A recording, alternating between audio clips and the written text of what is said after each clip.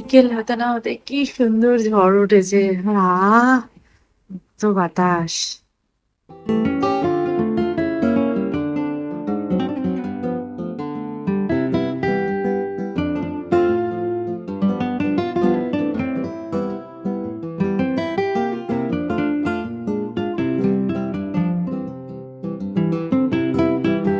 Good evening everyone. বিকেল হতে না হতে এত সুন্দর ঝড় বৃষ্টি উঠেছে, আর দুপুরবেলা এত গরম ছিল, সেখান থেকে হঠাৎ করে বিকেলবেলা এরকম কালবৈশাখী ঝড় আর তার সাথে বৃষ্টি, ওয়েদারটা জাস্ট অসাধারণ হয়ে গেছে। এইরকম বৃষ্টি ওয়েদারে কি চাই? চা। যে কোনো ওয়েদারেই বিকেলবেলা চাটা তো চাই, বাট এরকম সুন্দর ওয়েদার হলে চা খেতে অসুবিধে কোথায়, তাই না? চলো এখন বানাবো চা, আর টুইটিকে দেবো ওর দুধ। আজকে টুইটির পরীক্ষা ছিল ইংলিশ গ্রামার, আর কালকে আছে আবার হিস্ট্রি। দেখা যাক কালকে, আজকের পরীক্ষা তো ভালোই হয়েছে বলছে, আর কালকে পরীক্ষা কেমন যায়। চলো গিয়ে একটু চা বানাই। টুইটির ঘরের এই জানলাটার কাছে দাঁড়ালে একদম স্বর্গ মনে হয়। কি সুন্দর হাওয়া দিচ্ছে। তাতে রয়েছে, দেখো কি অপূর্ব হাওয়া দিচ্ছে, কি মজা লাগছে নিচ্ছে লাগছে দেখতে।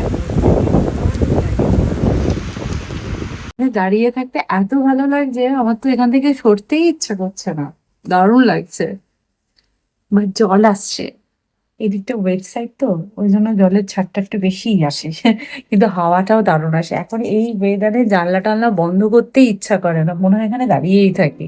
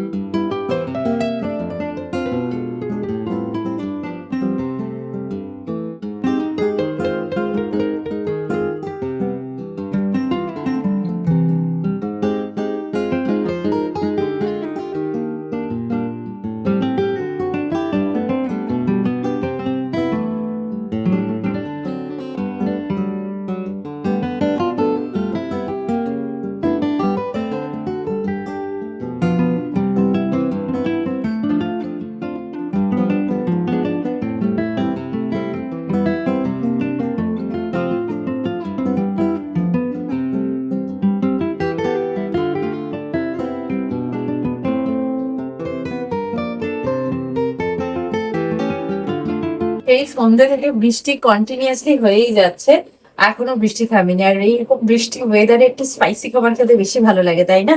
তো যাই হোক, আমি চিকেনের একটা রেসিপি বানাবো, আর কালকেও একটা চিকেনের রেসিপি বানাবো। সেই জন্য চিকেন যখন ডিফ্রস্ট করলামই, একটা চিকেনের রেসিপি বানানোর জন্য এটা ম্যারিনেট করে রেখে দিলাম।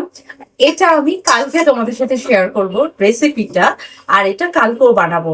এটা আপাতত ম্যারিনেট করে আমি ফ্রিজে রেখে দিই।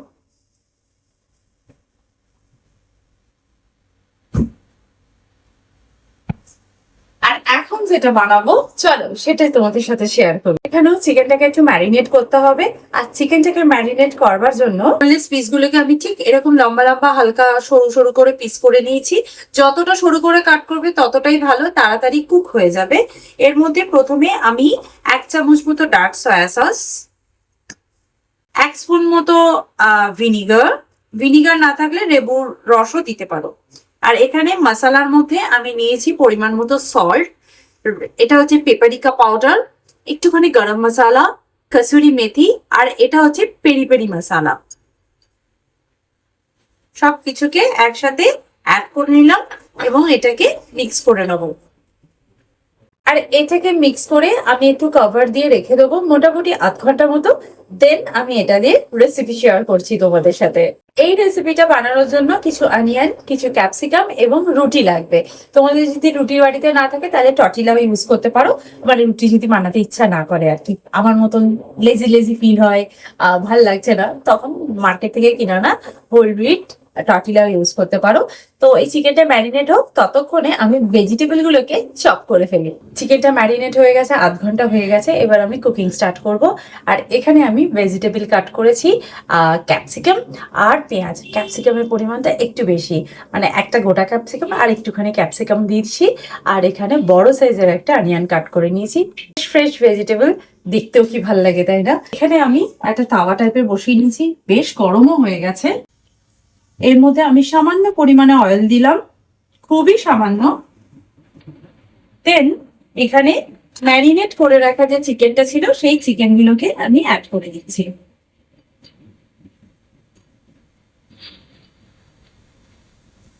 চিকেনটা খুব সুন্দরভাবে গ্রিল হচ্ছে।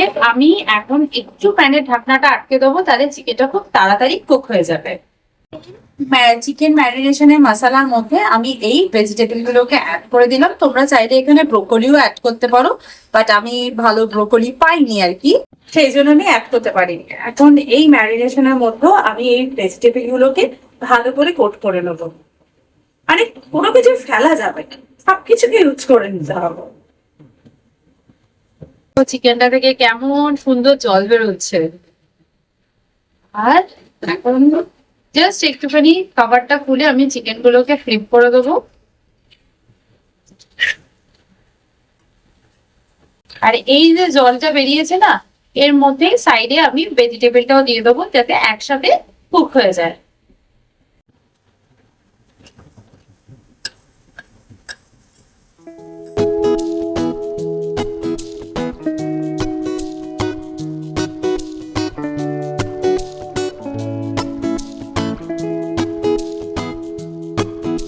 কভার করার দরকার নেই, এটাকে জাস্ট এপিট ওপিট করে ভালো করে গ্রিল করে নেবো।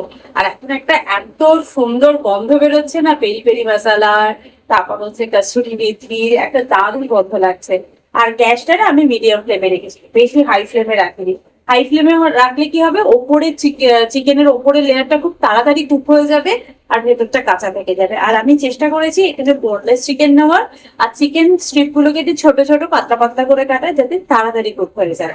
এটা একটা ভীষণ হেলদি ডিনার রেসিপি বলতে পারো। এটাকে দিয়ে তোমরা স্যান্ডউইচ বানাতে পারো, খুব ভালো বাচ্চাদের টিফিনে যাবে। এটা তুমি রাইসের সাইডেও খেতে পারো।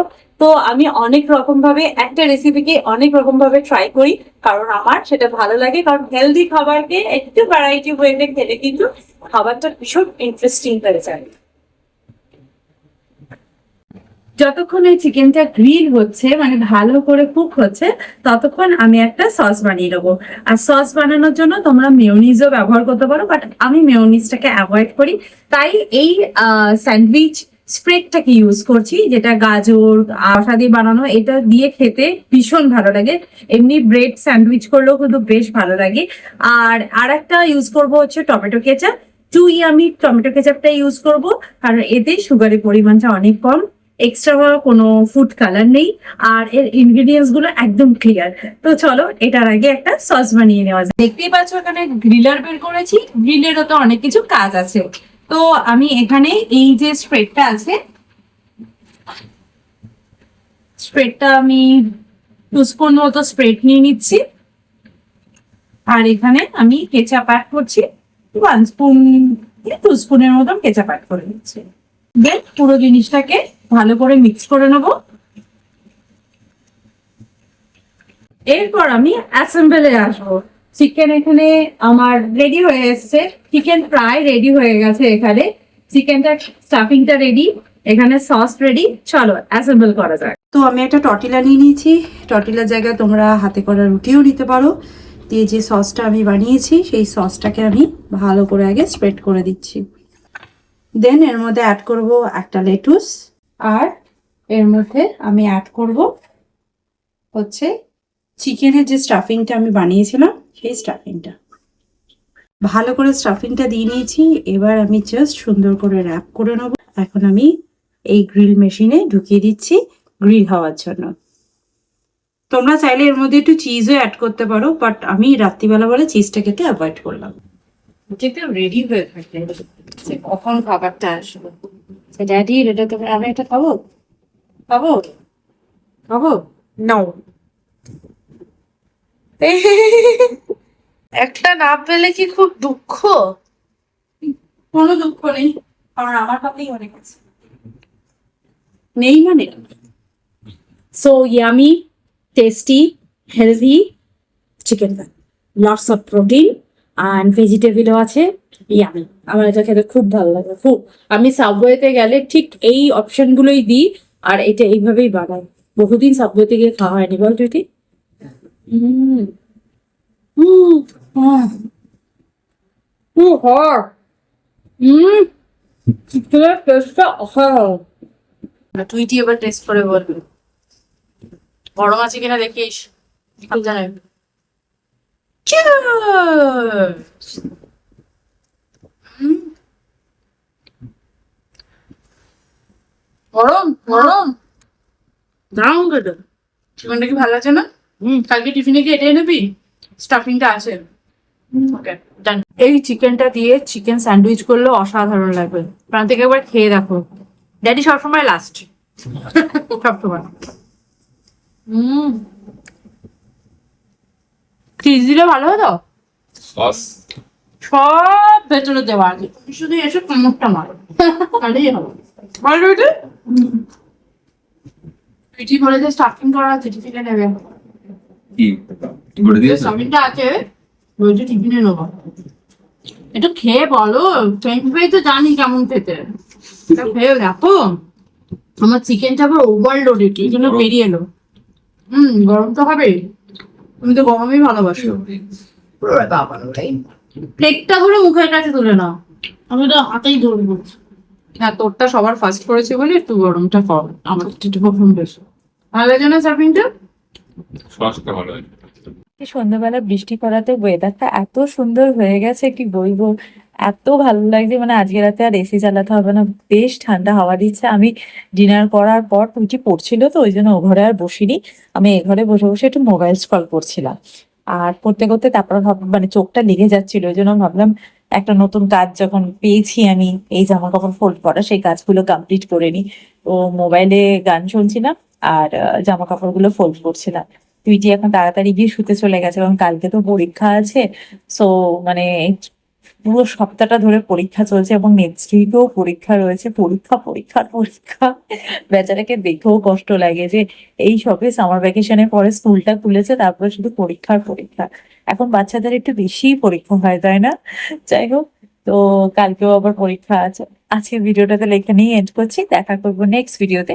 ততক্ষণে যেন তোমরা খুব ভালো থেকো, সুস্থ থেকো আর লাইফটাকে এনজয় করো। Bye, see you in next video.